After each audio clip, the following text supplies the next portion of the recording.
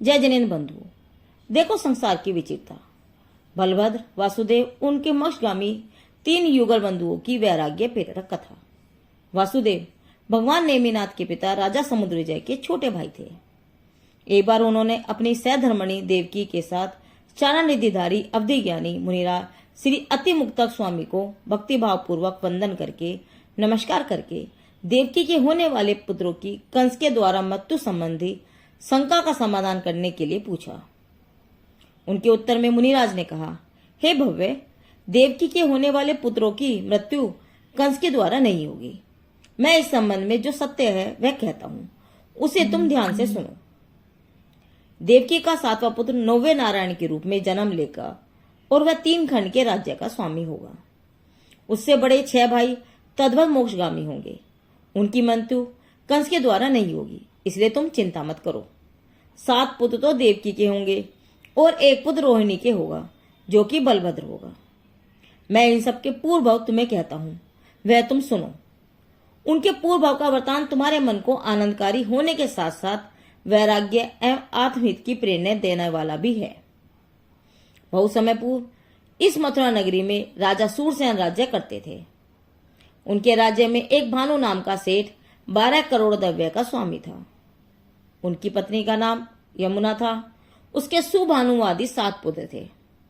भानु सेठ को संसार से वैराग्य होने पर वह अभयनंदी मुनिराज के समीप दीक्षा लेकर मुनि हो गए और सेठानी यमुना भी जिन दत्ता अरिजिका के समीप जाकर अरिजिका हो गई। भानु सेठ के दीक्षित होने के पश्चात उसके सुभानु आदि 7 पुत्रों जुआ और वेश्यागमन आदि के व्यसनी हो जाने के कारण पिता द्वारा प्रदत्त समस्त द्रव्य नष्ट हो गया।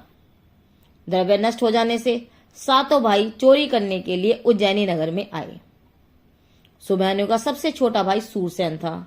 उसे महाकाल नामक शमशान में कुल संतान की रक्षा के लिए रखकर सुभानु आदि 6 भाई चोरी करने के लिए नगरी में गए और छोटे भाई सूरसेन से कह गए, यदि चोरी करते हुए हम मर जाएं तो तू यहां से भाग जाना, और यदि हम सकुशल वापस आ गए तो चोरी करने से जो द्रव्य आएगा उसमें से तुझे बराबर का हिस्सा देंगे। ऐसे कहकर 6 भाई चोरी करने के लिए गए और 7वां छोटा भाई सूरसेन शमशान में बैठ गया। उसी समय संसार की विचित्रता का एक प्रसंग बना। उज्जैनी नगर का राजा वृषभध्वज था। उसके राज्य में दष्टि मुष्टि नाम का महायोद्धा था। उसकी पत्नी का नाम वप्रश्री था। उनके व्रज मुष्टि नाम का पुत्र था, जिनका विवाह राजा विमल चंद की मंगी नाम की पुत्री के साथ हुआ था। मंगी अपने पति व्रजमुष्टि की बहुत प्रिय थी। वह अपनी सास की सेवा में परमादी थी। इस कारण उसकी सास का चित्त कलुषित रहता था। सास ऐसा उपाय सोचती थी कि किसी प्रकार मेरा पुत्र अपनी पत्नी से विरक्त हो जाए अथवा वह मर जाए। एक बार बसंत ऋतु के उत्सव में व्रजमुष्टि वन में कीड़ा करने गया। तब उपयुक्त अवसर जानकर मंगी की सास ने घड़े में सर्प रखकर कपट पूर्वक अपनी बहू से कहा, हे बहू, इस घड़ी में मोती की माला है, तू उसे निकालकर पहन ले। मंगी ने मोती की माला लेने के लिए जो ही घड़े में हाथ डाला तो ही उसे सर्प ने डस लिया, जिससे वह मूर्छित हो गई। उसकी सास ने सेवकों को आज्ञा दी कि इसे शमशान में डालाओ। सेवक आज्ञा अनुसार मंगी को महाकाल शमशान में डालाया। तत्पश्चात रात्रि में मंगी का पति व्रजमुष्टि घर आया और अपनी प्राण प्रिया को सर्प डसने आदि के समाचार जानकर अत्यंत दुखी हुआ। वह तुरंत एक हाथ में नंगी तलवार लेकर एक हाथ में दीपक लेकर महाकाल शमशान में उसको खोजने के लिए निकल पड़ा। महाकाल शमशान में उस रात्रि वर्धनम नाम के मुनिराज प्रतिमा योग धारण करके विराजमान थे। उन्हें देखकर व्रजमुष्टि अत्यंत प्रसन्न हुआ। उसने मुनिराज की 3 प्रदक्षिणा की और नमस्कार करके कहने लगा, हे पूज्यपाद, यदि मेरी प्रिया मिल जाए तो मैं सहस दल कमल पुष्प से आपकी पूजा करूंगा। हे भव्य, जगत के अज्ञानी जनों के अज्ञान को धिक्कार है। वे मुक्ति प्रदाता वितरागी सन से भी विषय कसाओं की प्राप्ति की ही अपेक्षा रखते हैं। व्रजमुष्टि को खोजते खोजते अपनी पत्नी मिल गई। अतः वह उसे मूर्छित अवस्था में उठाकर मुनिराज के चरणों के समीप ले गया। मुनिराज रिद्धि धारक थे। उनके प्रभाव से उसका विष उतर गया वज्रमुष्टि अपनी स्त्री को निर्विष जानकर बहुत प्रसन्न हुआ और उसे मुनिराज के समीप बैठाकर वह सुदर्शन नामक सरोवर में सहस्त्र कमल लेने के लिए चला गया और साथ ही उससे कह गया कि जहां तक मैं ना आऊं तब तक तुम मुनिराज के समीप ही बैठे रहना। मंगी मुनिराज के समीप बैठी है और उसका पति सहस्त्र कमल लेने के लिए सरोवर की तरफ गया है। इस शमशान में रहा हुआ चोर सूरसेन, जो कि चोरों का सातवां भाई है, वह वज्रमुष्टि का मंगी पर अधिक स्नेह देखकर मन में विचार करने लगा कि पति को तो पत्नी के प्रति प्रीति में कमी नहीं है, परंतु पत्नी को पति के प्रति कैसी प्रीति है यह तो जरा देखें। ऐसा विचार कर उसकी परीक्षा लेने के लिए उसने अपना रूप उस स्त्री को बताया। महारूपवान सूरसेन चोर मीठे वचनों से उसके साथ बातचीत करने लगा। मंगी सूरसेन चोर का रूप देखकर और मीठे वचन सुनकर काम अग्नि से विह्वल होकर कहने लगी, हे देव, कृपया करके मुझे अंगीकार करो। तब सूरसेन चोर ने कहा, हे भद्रे, तेरा पति महाबलवान योद्धा है, इस कारण मैं उससे डरता हूं। तब वह स्त्री बोली, हे नाथ, तुम भय मत करो, मैं अपने पति को तलवार से मार दूंगी। मंगी की ऐसी निष्ठुरता युक्त बात सुनकर सूरसेन ने कहा, यदि तुम अपने पति को मार दोगी तो मैं तुम्हें अंगीकार करूंगा। ऐसा कहकर वह चोर उस स्त्री का कार्य देखने के लिए छिपकर बैठ गया। मंगी का पति वज्रमुष्टि सरोवर में से कमल लाकर मुनिराज को चढ़ाकर नमस्कार कर रहा था। तभी मंगी पीछे से अपने पति को तलवार से मारने जा रही थी। उस समय तुरंत ही चोर सूरसेन ने उस स्त्री का हाथ पकड़कर वज्रमुष्टि को बचा लिया और स्वयं छिप गया।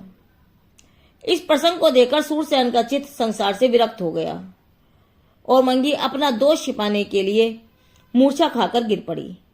यह देखकर वज्रमुष्टि ने कहा, हे प्रिय, तू डर कैसे गई? यहाँ भय का कोई कारण नहीं है। ऐसा कहकर धैर्य बंधाकर मुनिराज को वंदन करके पत्नी को साथ लेकर वह अपने घर चला गया। सूरसेन चोर के जो 6 भाई चोरी करने नगर में गए थे, वे चोरी करके बहुत सा द्रव्य लाए और उसके साथ भाग करके अपने छोटे भाई सूरसेन से कहा, हे भाई, तू अपना भाग ले ले। सूरसेन ने अपना भाग ले लिया और कहा, संसारी जीव स्त्री पुत्रादि के लिए धन उपार्जित करता है, परंतु स्त्री की चेष्टा तो मैंने अभी अभी प्रत्यक्ष देखी है। बड़े भाई सुबानु आदि ने पूछा, हे बंधु, तूने क्या देखा है? उत्तर में सूरसेन ने वज्रमुष्टि और मंगी का संपूर्ण वृत्तांत क्या सुनाया। संसार की स्वार्थवर्ती का जगन्नाथम स्वरूप सुनकर सातों भाई संसार से विरक्त हो गए। आत्म कल्याण के मानस से वे सभी वर्धम मुनि के समीप जिन दीक्षा अंगीकार करके मुनि हो गए। कितने ही दिनों के पश्चात वे सातों मुनि गुरु के साथ उज्जैनी आए। वज्रमुष्टि ने उन्हें देखा और उनको कम उम्र में वैराग्य होने का कारणभूत अपनी स्त्री का वृत्तांत सुनकर वह भी संसार से विरक्त होकर मुनि हो गया।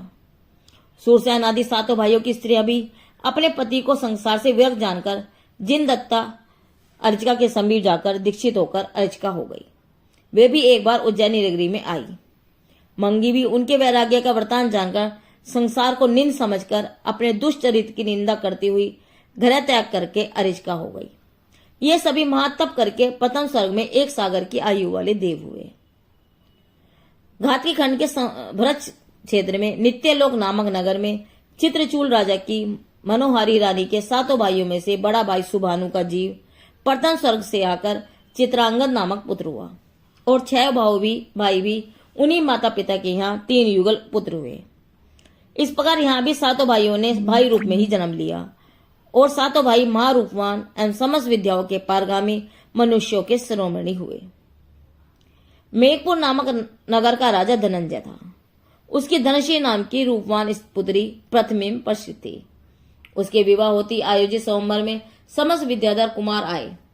कन्या धनश्री ने अपने मामा के पुत्र हरिवाहन के गले में माला पहनाई। इसे देखकर समस्त राजा क्रोध युक्त हो गए। वे कहने लगे, यदि धनश्री को हरिवाहन को ही माला पहनानी थी तो वे हम सबको किस लिए बुलाया?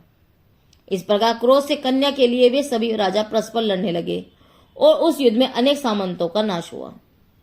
इस प्रसंग को देखकर राजा चित्रचूल के सातों राजकुमारों ने विषयों को पाप का कारण जानकर विरक्त होकर भूतानंद केवली के समीप मुनिव्रत धारण किया और सातों भाई स्वरूप आराधना करने चौथे स्वर्ग में 7 सागर की आयु वाले देव हुए और सर्व का सुख भोगकर वहां से चय कर चित्रांगद नाम का बड़ा भाई भरत क्षेत्र के हसनापुर में सेठ श्रोतवान की पत्नी बंधुमती के शंख नाम का पुत्र हुआ और छोटे 6 भाइयों ने भी उसी नगरी के राजा गंगदेव की रानी नंदीयशा के 3 युगल पुत्रों के रूप में जन्म लिया। रानी नंदीयशा के चौथे गर्भधारण में 7वां पुत्र निर्नामिक आया। वह आगामी जन्म में होनहार कृष्ण है। वह माता नंदीयशा का पूर्व भाव का विरोधी था, अतः वह गर्भ में आया तभी से राजा को रानी अरुचिकर हो गई। इस कारण नंदीयशा ने पुत्र को जन्मते ही छोड़ दिया। उस पुत्र का पालन रेवती नामक धाय ने किया। जब वह बड़ा हुआ तब श्रेष्ठी पुत्र शंख के और इस निर्नामिक के स्नेह बढ़ गया, क्योंकि शंख तो होनहार बलभद्र है और निर्नामिक होनहार कृष्ण नारायण है। एक दिन निर्नामिक शंख के साथ मनोहर नामक उद्यान में गया। वहां निर्नामिक के 6 भाई भोजन कर रहे थे। उन्हें शंख ने कहा, यह तुम्हारा छोटा भाई है, इसे क्यों नहीं बुलाते? शंख के यह वचन सुनकर 6 बड़े भाइयों ने निर्नामिक को बुलाया और प्रेम पूर्वक साथ में भोजन कराने लगे। माता नंदीयशा ने यह सब देख लिया और क्रोध में आकर उसने निर्नामिक को लात मारकर उठा दिया। इससे निर्नामिक को बहुत दुख हुआ और शंख भी खेदखीन हुआ। वह निर्नामिक को लेकर द्रुमसेन नामक अवधि ज्ञानी मुनिराज के पास गया और उनसे निर्नामिक के पूर्व के संबंध में पूछा। मुनिराज ने निर्नामिक के पूर्व के विषय में बतलाते हुए कहा, गिरनार नाम के नगर का राजा चित्ररथ राज्य करता था। वह कुब उद्योग के संग मांसाहारी हो गया। उसके अमृत रसायन नाम का रसोइया था। वह मांस की रसोई बनाने की विधि में प्रवीण था।